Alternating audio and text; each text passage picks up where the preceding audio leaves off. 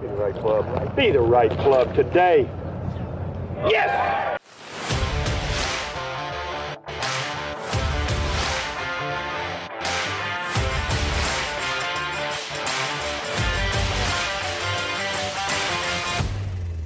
All right, everyone out there.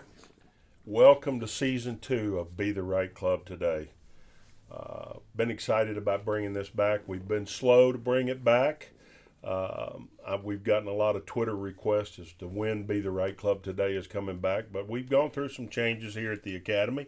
We've got a whole new team here, and we've got great guests lined up with a Q&A episode from y'all.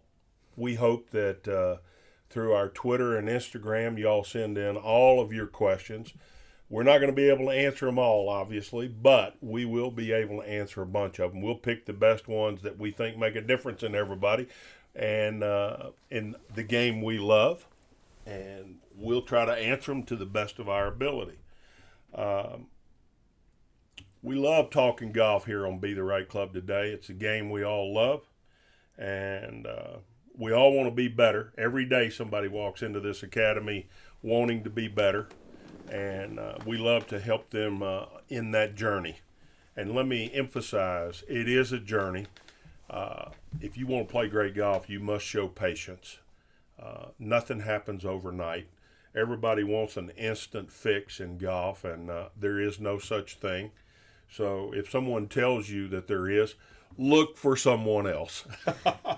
Anyway, got two new teammates here at the Hal Sutton Academy. Jamie Fraser and Jamie Marshall both have extensive experience in the game of golf and in teaching and in playing.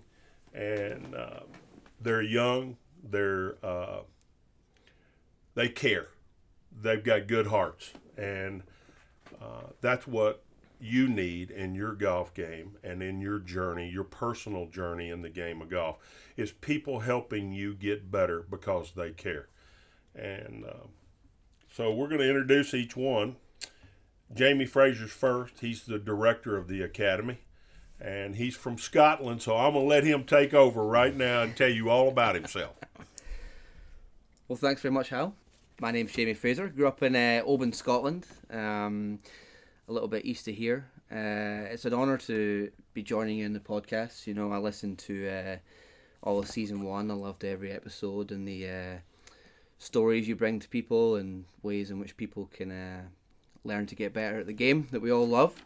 But yeah, a little bit about me. Introduce myself. As I said, I grew up in Oban, Scotland, a small little town on the west coast of Scotland.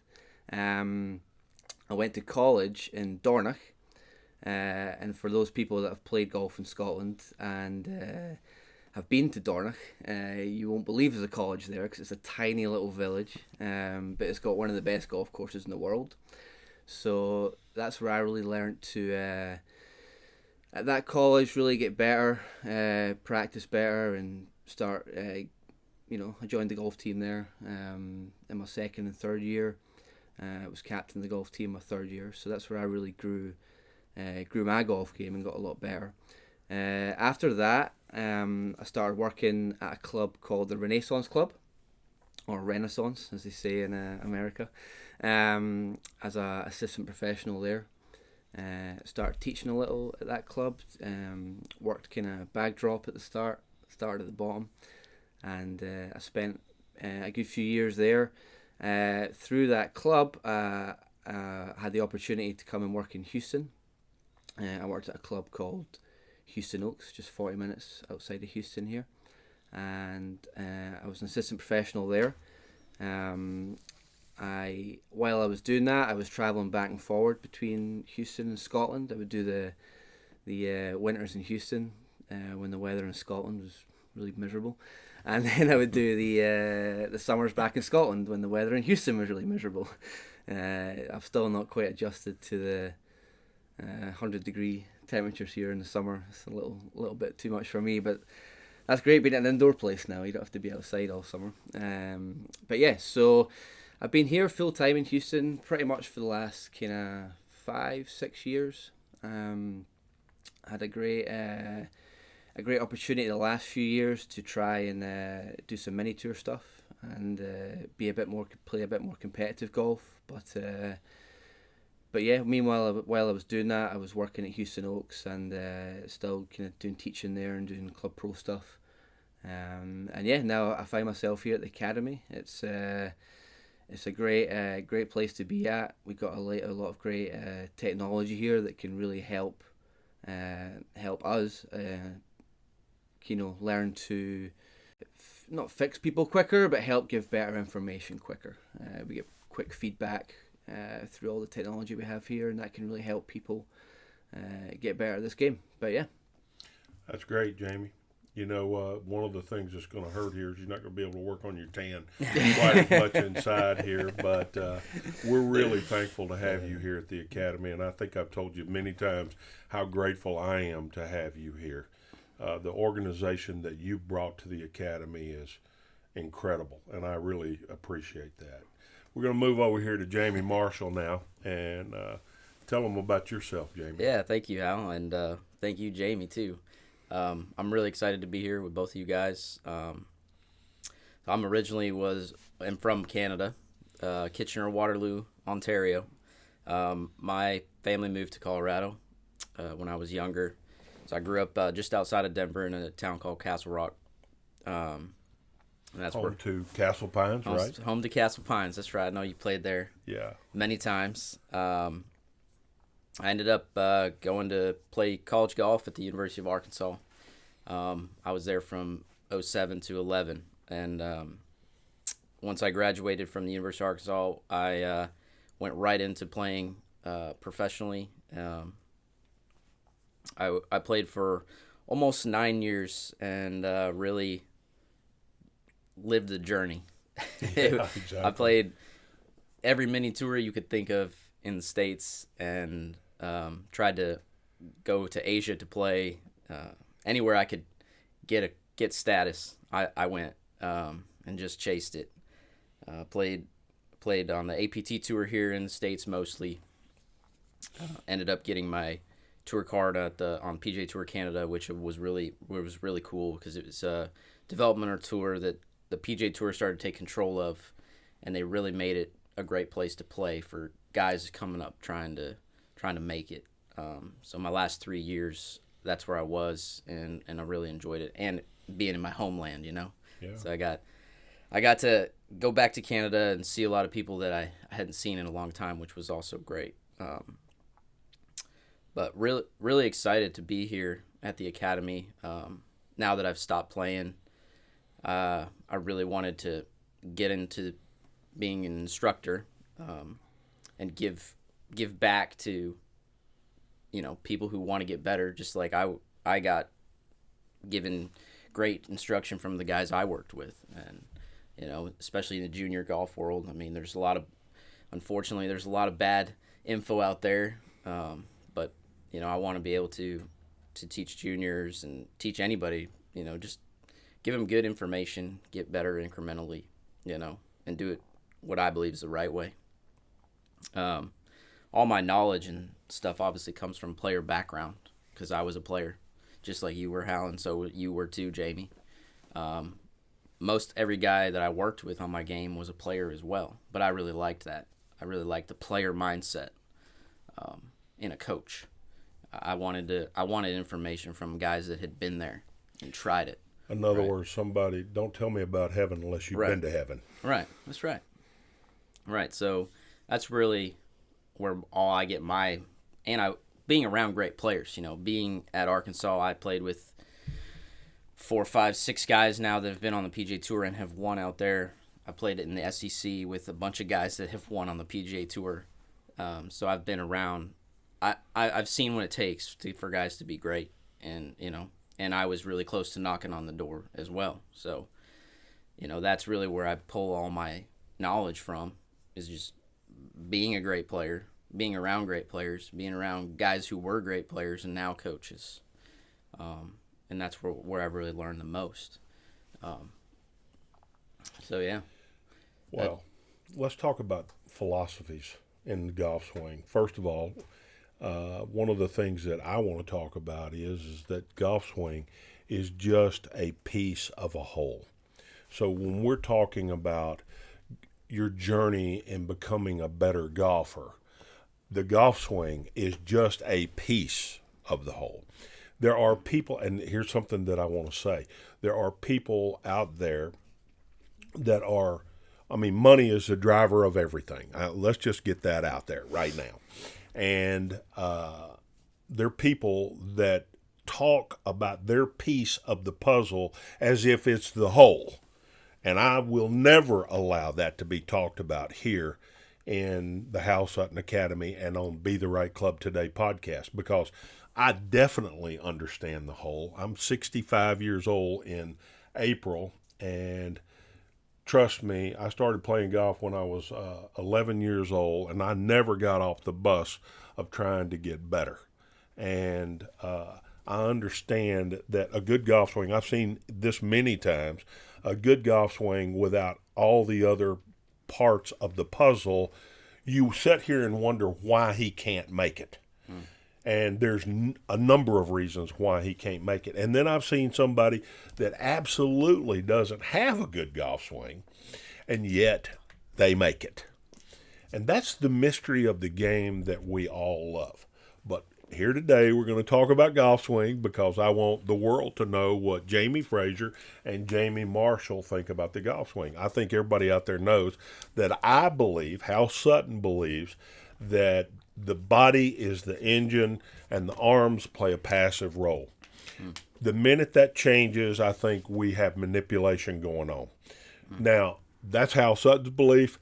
Take it over, Jamie Fraser. Well, I agree with so much you talked about there. I think, if people's bodies aren't moving correctly, there's a huge amount of manipulation and compensation happening. The arms can get in funky positions, and then you rely hugely on timing.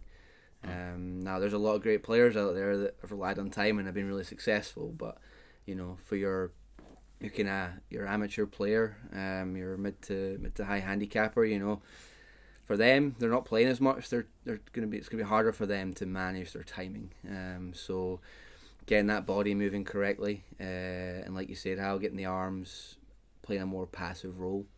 Me and Jamie, we've talked a lot about this. Is you can change where someone's arms are moving just through some simple body drills, getting the body moving correctly, and all of a sudden the arms are in a much better position, without the player even really thinking about the arms. And when people get really conscious about the smaller muscles in the swing, I think it's hard to be repeatable. And with intention, when they're playing their buddies in a high stakes match or something coming down the last, when tension creeps in, you want that body moving correctly. You don't want that wrist taking over or the arms taking over. I don't know what you think about that, Jay. Yeah, for sure. You get nervous and you have an arm swing, it's not going to work. But I agree with both what you guys say. Going back to my roots, that's all I've ever was taught. Body, use your body to swing the golf club, to control the face, all of that. So that's very much what I believe in too. Teaching people to get the club in certain positions can be very, very difficult because it's a very hard thing for people to feel. Some people might not be able to physically get the club there. So I believe it's just easier to teach people to move their body a little more efficiently to help them get the club where in a better position and to control the club face through impact, because that's really what you have to do. If that chest isn't moving, that club can be all over the place, right? I totally agree with you, Jamie. Both Jamies. When we talk about body, we're not just talking about core in that. No. We're talking about how you hold on to the ground. First, your feet are on the ground. Your ankles are a big part of how your body moves.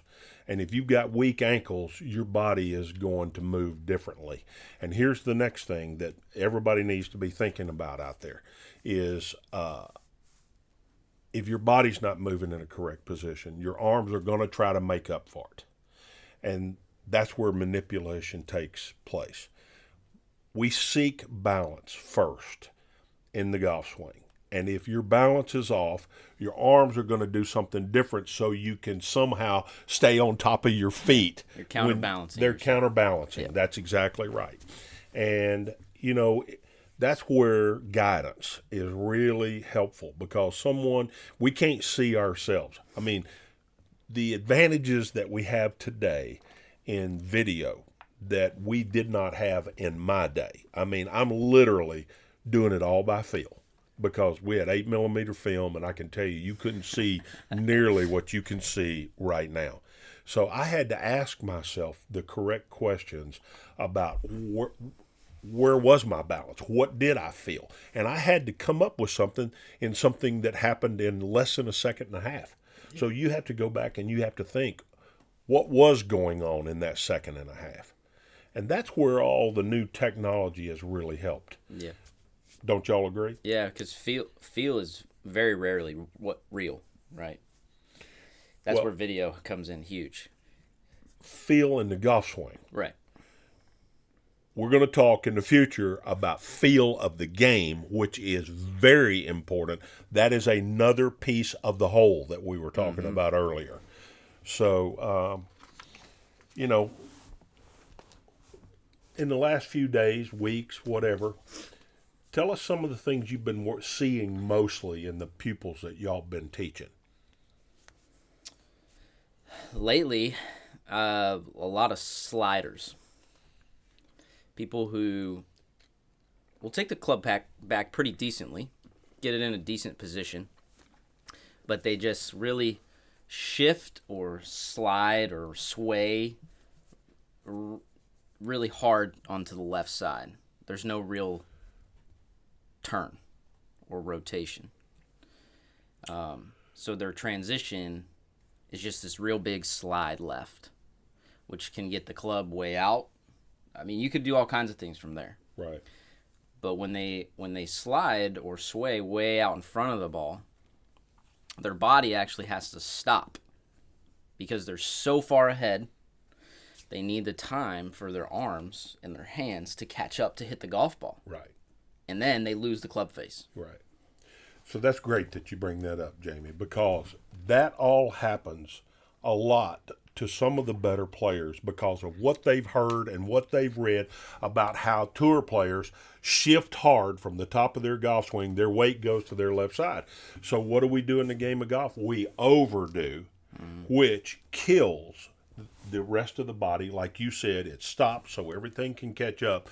And man, that is a tough way to play golf, because when your body stops and your arms are going, if you're a right-handed player, 4 left is what you're going to hear.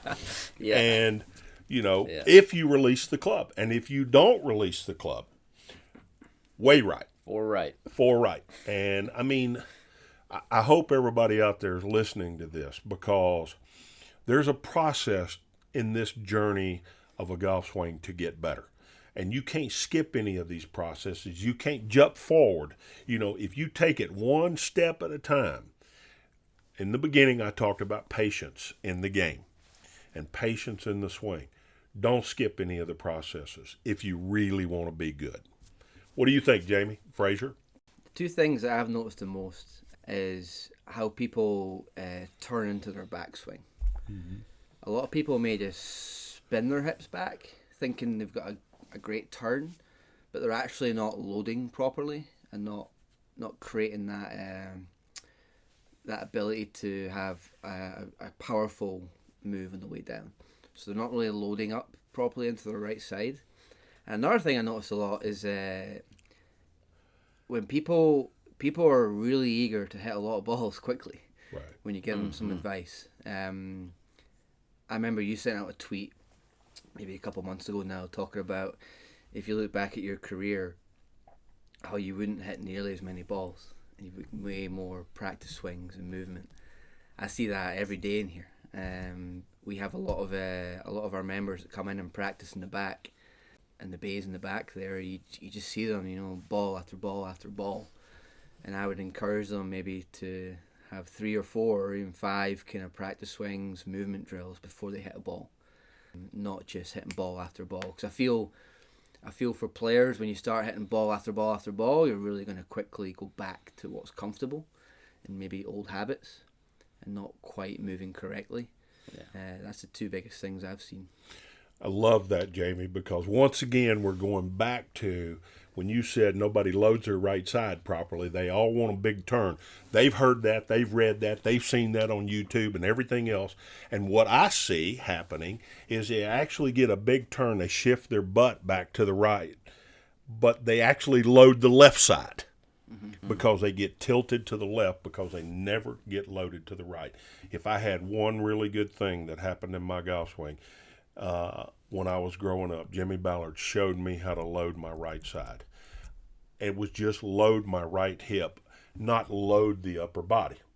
And if you get into your right hip, then you have power. If you don't get into your right hip, you don't have power. Now, a lot of people confused him.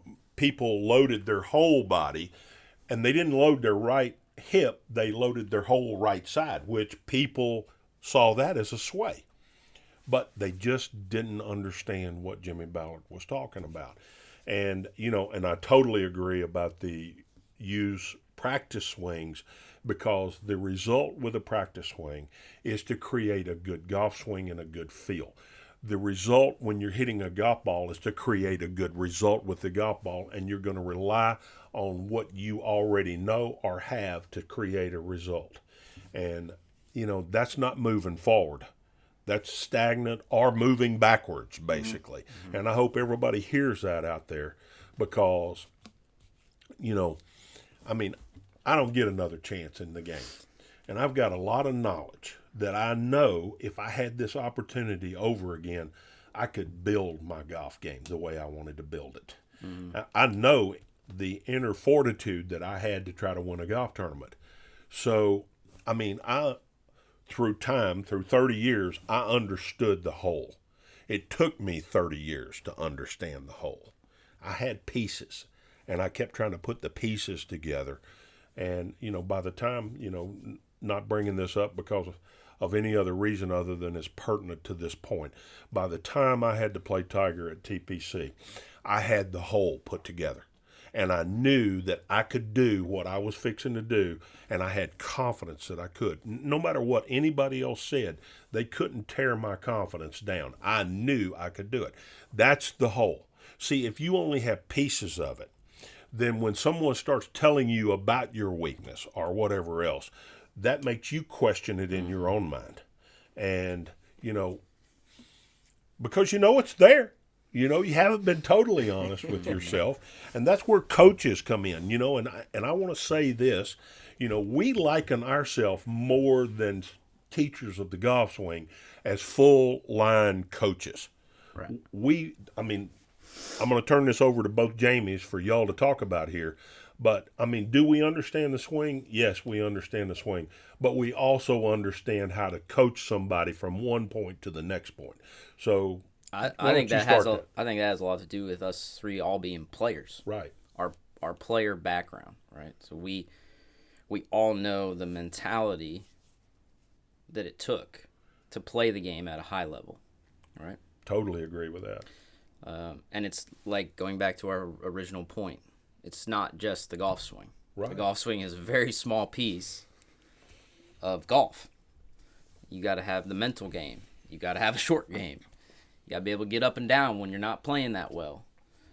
You got to get the ball in the hole. And a lot of times it can be mind over matter, right? Absolutely. Just like you were saying when you're at TPC, your confidence was through the roof, right? Right. So no matter what anybody told you, you were going to go out there and perform your best. And that, I've experienced that too in competition. It's like, if you don't have all those pieces, if you don't have your mind right, you're almost doomed from the start. It's as soon as you hit one bad shot, now your mind's racing, and then you're lost out there. That's where coaching comes in. Most people a lot of people I played with in pro golf even, I could tell when they hit a bad shot, they didn't know why. And then you could see in their physical appearance that they're like, oh no. And then they were done. The really great players that I was around, they never had that. they'd hit some bad shots, but then something would click right back in, and they'd be right back on track again. That's the difference. Where like they had the whole piece. They know their golf swing. They were confident. They had a great short game. They had all that stuff, and errant shots or one bad hole didn't really throw them off. I think a great coach can give the player some tools to use. So when that player's in the moment on the course and they're maybe seeing something they don't like to see, they've got little fixes they can throw in there. Yeah. And a coach can help a player identify those, whether it's slightly different setups or something, just to control that ball flight. That was a huge thing for me. I started playing a lot better when I understood a little more, when I got some better coaching to help me understand where bad shots were coming from and what my tendencies were. And then it's a lot, you can fix that in the moment on the course a little bit quicker if you understand your tendencies. Yeah, right? like if you were hitting it left, then your coach says, "Hey, Jamie, this is why This you is hit why I it hit left, left. You need to especially think under more." pressure." Yeah. So you can be like, "Oh, okay, I hit a couple left. This is what I'm gonna do." Yeah. Whereas before that, I've had that a lot of times in the course where you see that bad shot and you're like, "Uh-oh, I'm in Right. trouble here." Which, yeah. If I'm gonna hit that all day, I'm gonna. But shoot it is millions. amazing how many people, even in professional golf, Yeah. I mean, you can see them. I don't know what it is. You could always see the guys that didn't know and the guys that did. So it's changing because of data. Yeah. People are readily know the reasons why, more so than from my generation, basically. I've got to throw this in. This is a little offbeat here, but I never have to introduce Jamie Fraser again because all y'all can hear his accent on there. I know, but anyway, and I'm so happy to have that Scottish accent in the Be the Right Club Today podcast. Something I want to bring up at this point. Y'all have heard me say this many, many times. Everybody has a weakness in the game. And if you work hard on your weakness, your strengths will suffer. The strengths need required practice time in order to be a strength. So don't forget them. But here's what I want to say about weaknesses. If you want to play the PGA Tour, the weakest part of a PGA Tour player's game is probably better than the club champion at wherever you're at. The weakest part of their game is better than the club champion's game. That's how good they are. And they're constantly trying to get better. And one of the things that I also want to bring up is creating correct expectations on where you're at in your journey, on what you should be expecting when you hit the golf course. Because most of the time, a lot of the golfers that we see in here and we work with in here, they have much higher expectations than actually they're capable of producing at the time. And what that does is that causes them to come back and say, man, I'm disappointed in my performance. They get down, their confidence gets shot. They feel like they're further backwards in their journey. If we can help create correct expectations in this, then we're doing a good job as a coach at helping move them along at the correct pace. What do y'all think about that? Yeah, we were talking about that the other day, actually, because we've seen quite a few people in here we've been teaching recently. They'll hit one, and it'll, hook to the left or something, and they'll be very disappointed with that shot. But then if you show them, hey, that was only 25 feet to the left of your target. Right. With a 7-iron, that's not a bad shot. Yeah. Like, your expectations aren't where they should be. I can't tell you how many 25-footers I had with a 7-iron when I was playing, Right. and actually won. But I had correct expectations. Right. I knew that that's not going to kill me. Yeah. So managing misses is really important in the game of golf. Yeah. And that's part of the feel that I was talking about earlier. Not just feel in the golf swing, but feel in the game. Knowing when to press on the accelerator, knowing when to hit the brake. I think everybody out there knows what I'm talking about when I say that. If you played any sort of tournament golf at all, you know what I'm talking about. Any little thing that's a mishap causes everybody to hit the brake and say, I don't want to do that anymore. Any great thing causes, oh man, I'm fearless now. I can hit the accelerator. Managing that process is a big part of becoming a really good player. When you won at Sawgrass, when you were playing Tiger, down the stretch there. That whole week when you were playing, did you have a lot of moments like that, easing off, easing on, or were you so confident that you were sticking to your game plan? How did that work that week when you were? Well, I stuck to my game plan all week. You know, it was really funny. I wasn't flighting my irons the way I wanted to flight them, so I spent the first 2 days that I was there, I didn't even play a practice round. And, you know, I was trying to put shafts in my clubs where I could flight my irons the way I wanted to. I knew the firmness of the greens. I'd played 9 holes. I played 9 holes when I first got there. I could feel what the firmness of the greens were. I played TPC, no telling how many times. I didn't need to get familiar with the golf course. I already knew the golf course. So what I was trying to do was make sure I was flighting my irons the way I wanted to flight them. And I finally got a good set of shafts in my clubs that was flighting the ball the way I wanted to. And I finally went over to 17. I said, there's only one shot that I need to hit to feel before I actually get on the tee that week. And that was the tee shot on 17. I wanted to just see it, feel it. And I went out there and I hit 2 balls, hit the middle of the green both times, and I walked back in. And I made a vow to myself, I'm sticking to my game plan no matter what. This is a golf course that requires point A to point B to point C. It was not a power golf course, so I knew that power was not going to defeat me. I had enough power to play that golf course. So, you know, even when I knew it was Tiger and I that were going to come down the stretch, you know, it's okay. I know he's more powerful than I am, but he can't use that power against me on the golf course. I mean, and, you know, I heard about this later, he told Butch Harmon, he said, no way Hal Sutton can beat me. Because he doesn't have the short game to beat me in the end. And then after we finished, he said, well, I had no idea how I was going to hit all the greens. I missed one green that day, and I probably hit the greatest shot of my life on number 8 out of the bunker, you know. And but anyway, you know, feeling the game, the will to win, all those things are pieces of the whole, which we're going to talk about on Be the Right Club Today podcast. For this season 2, we're going to spend a lot of time on that, both between the 3 of us and others that we bring onto the podcast. Y'all hang on a minute. We'll be right back. We're going to talk about LIV next.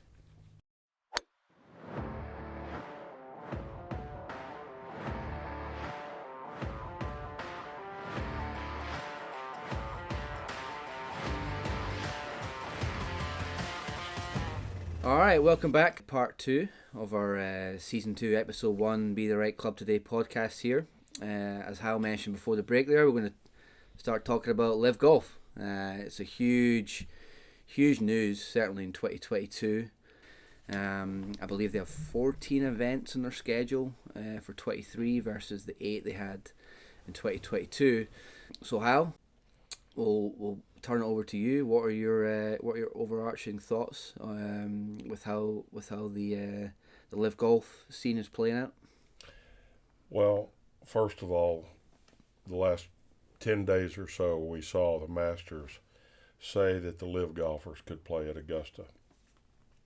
I think that's really good that they allowed that to happen, and here's the reason why. What's happened with LIV starting up is particular fan bases don't get to see their players play as much. You know, the Dustin Johnson fans out there, the Brooks Koepka fans, the Phil Mickelson fans, the Bryson DeChambeau fans. We could go on down the list. There's not as much opportunity to see them play. And at this point, you know, what that's done is that's divided everybody. Where are my energies in terms of watching golf going to be?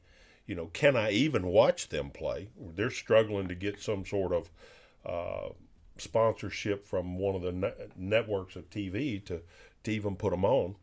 And then that takes me, okay, I've got to regress and go back to my days of playing. You know, when I went out there, if I finished in the top 10, I made a 5-digit check.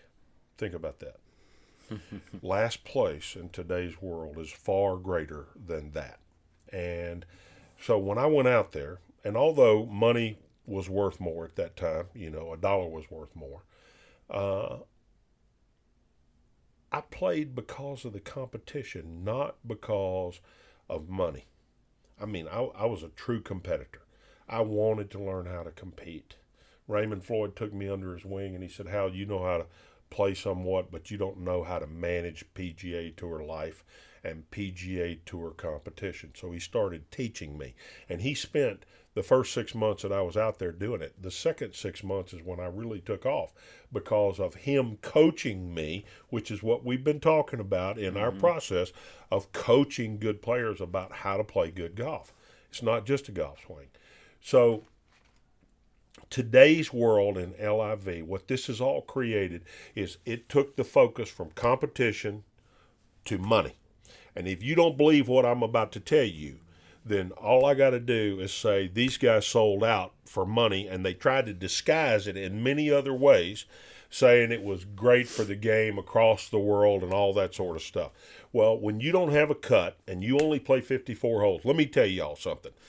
Trying to make the cut in a major championship and then having the internal fortitude to play 72 holes to hoist the trophy at the end of the day, y'all have no idea the sleepless nights and the worry and all the things have to come together from years past in order for that to happen. They just sidestepped all of that with the LIV. And I could go back and tell y'all, let me tell y'all, Phil Mickelson and Greg Norman have had it out for everybody for a long time. In 1999, Phil Mickelson, when we were at Medina, stood up in front of a players' meeting at the Ryder Cup and said, the PGA of America owes us a great deal of money, and I'm not even going to tell you how much he asked for, but he wanted a lot. Because he said, without us, you have nothing. And I'm telling you, let me tell you how I felt about that. I played golf on the Ryder Cup because I was playing for Ed Peck, who was the Class A pro at Northwood Country Club, who had died already, but he represented the 27,000 PGA Tour professionals that teach all of y'all how to get better. And I was playing for him that week. And, I didn't need money to go there. I was going to gain because I had endorsement deals in my contracts. If I made the Ryder Cup team, they had to pay me. And, I could talk all day long about this. I believe in order for all of us as fans to love the game the way we've always loved the game, there has to be competition first, and money is a byproduct of the competition. It's not money first, and by the way, we have a competition going on. So now you've heard what I think. Y'all tell me what you think. Jamie, what's your thoughts with LIV for next year? Or touching somewhat Hal talked Yeah, about there? I mean, LIV's been so crazy. I really have more questions than I do comments. I mean, and I find myself like on both sides of it, right? But I don't know, like, competition is so tough these days. I don't know how you'd agree with some of these guys. I think are jumping ship because maybe they don't see their games lasting very long.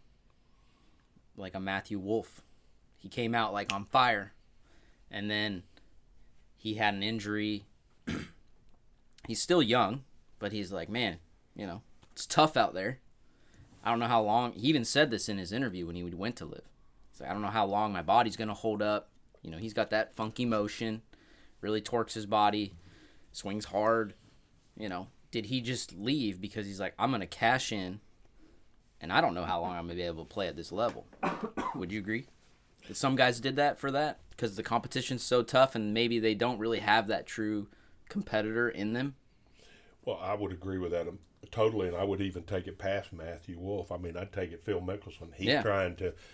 He's got no game to beat the rest of the guys on the PGA Tour, and you're going to give me all this money at the end of my life. Yeah. I'm going. The older guys, I kind of understood it. Yeah. It's like Lee Westwood, Ian Poulter, all those guys. Louis. Yes. Yeah. Like, hey, you know what? I've had my time in the spotlight, and I've probably played my best golf, and they're going to give me all this money at my age. Well, I would also agree with that with Bryson DeChambeau. He's never figured out who he's going to be. Exactly. I mean, he doesn't know if he's a long drive champion or if he's a PGA Tour superstar. Yeah. And, I mean, let me just tell you, if I'm Bryson DeChambeau's coach, I'm going to say, you got to make a choice, son. I mean, you can't be both of these people. Pick one and let's be that. And I can tell you what I'd pick. I'd have picked being the best PGA Tour player because the long drive champion wins what, $250,000, and they win $2.5 million or whatever for winning a tournament. I don't know what it is anymore. It's so much. But now it's kind of changed everything now, because with Augusta, they're going to let the LIV players play, obviously. So I would assume all the other major tournaments will do the same. So a lot of those guys probably like, well, now I'm not really losing out on what I want to do. Because a guy like Dustin Johnson, he wants to play the majors, right? Well, that's true, but they want to continue to build a fan base that's watching them all the time. They want to continue to feel pressure so that they can handle the pressure in the majors. Just playing 4 events a year where you really feel that. I mean, those guys are making so much money just to show up in the LIV, basically. You know, feeling the pressure is part of the whole that I keep talking about. Big difference. There's a big difference in that. And, you know, my dad, before I ever turned pro, wanted me to stay an amateur. And he said, I want you to try to, let's not attack Jack Nicklaus's records. Let's go after Bobby Jones's records.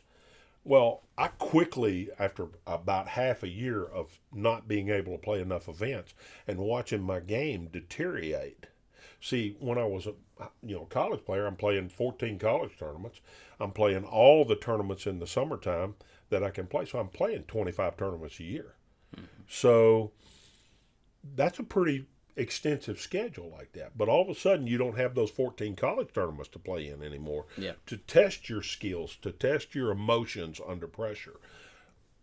You're not schooled enough in order to handle that. And I'm afraid that's what's going to happen with LIV guys with aren't the LIV really guys. They're not really playing in the fire. That's exactly that what often. I'm saying. Yeah, anymore. Yeah.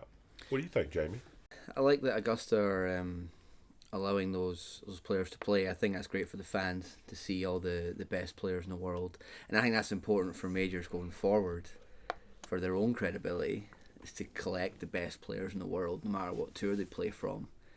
What's going to be tricky is because we talked about DJ there, and he's already got exemptions into these majors, but these young players that are moving over to LIV, are they ever going to get that opportunity? Because they're not getting ranking points right now. Right. So for those guys, it's like, how long is it before they're going to have the chance to play in those majors? Are they going to be able to? It all depends on the ranking point situation, but I think, like you said, if Augusta have taken that stance, then the rest of the majors will probably follow suit. But from a young guy's perspective, I don't know. I mean, Tiger touched on that a little bit when he was before the PNC. I think it was the PNC, in his pre-tour press conference. He was talking about the same thoughts as you. It's about being competitive, right? And if you're, I know like Tiger looked up to Jack's record. That was like his kind of motivation. That's what he wanted to do. He wanted to try and beat Jack's record. It wasn't about money. Money is the byproduct of that. But are these young guys now, are they going to have, do they not really care about like the records or the legacy? Maybe they just want the money. Like, I don't know. I don't know what they're thinking. But I don't know for you, Hal, when you were an amateur leading up to becoming pro, did you have any players on tour you tried to emulate or records you wanted to hit? I didn't. The main thing that I was I emulated everything that Jack Nicklaus did, but it was clear to me that maybe I wouldn't even allow myself to look at this in the process. Everybody tried to label me the next Nicklaus when I first came out, because I was fortunate to be Rookie of the Year, and then the very next year I was Player of the Year, which I almost look back on, that was a curse, because things happened quickly and easily, and all of a sudden the expectations became so high for me that I quickly became a failure in everybody else's mind. Like the next year in '84, I think I finished second 3 or 4 times and finished in the top 25 like 15 times, and finished 7th on the money list or something like that, and everybody said I was a failure. And I mean, that really, I'm failing them because I'm not winning other major championships like they expected me to do. I was hitting it 25 feet with a 7-iron, like we brought that up before. That's because the world doesn't know how hard this is. They just want what they want. And from a fan's perspective, when we're talking about LIV like this, it's all split and divided right now. And let me tell you, I think I can close this conversation with this. I was taught by my parents to never bite the hand off that fed me. And let me tell you something, the PGA Tour was good to Hal Sutton and Hal Sutton's family. And I never felt like I underachieved or under-earned or anything else. And if I did, it was my own fault, not somebody else's fault for holding me back. And today I have a really nice pension from the PGA Tour because I was able to extend my career long term. And, when Greg Norman says that, earning possibilities need to be greater than they are, he said that from a long time ago. And let me share this with y'all. Y'all wouldn't even know who Greg Norman was if it wasn't for the PGA Tour. You wouldn't even know who Phil Mickelson was if it wasn't for the PGA Tour. Did I say that loud enough and emphasize that enough? The truth is much wants more. And that's where this whole thing has gone. And let me tell you something that really I'd love to see the game get back to. I love the guy because of the way he played, not because of what he said or what he posted on social media. If we could get back to that, that's feeling the game at the core of the game. We'll be back with you in a second.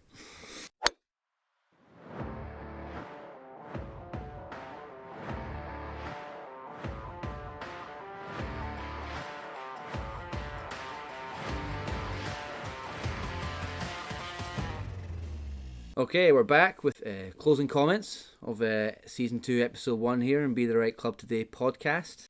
There's some great comments there from you, Hal, about LIV Golf. Some really interesting takeaways there. I think a lot of the listeners will enjoy. To finish off here, I just wanted to talk a little bit about what's going on at the Academy. We're very excited. Both Jamies and I are really honoured to have this opportunity, Hal, to have us here. And we can't wait this year to help people with their games and help people get a little better at that game they all love. Going forward, we're really looking forward to some more guests we're going to have on this season. We have our weekly newsletter here at the Academy, just keeping everyone up to date with what's going on. Hit up the website for that if you're interested in signing up for that. It comes out every Monday evening. We got our junior clinics every Saturday morning from 9 a.m. till 10 a.m.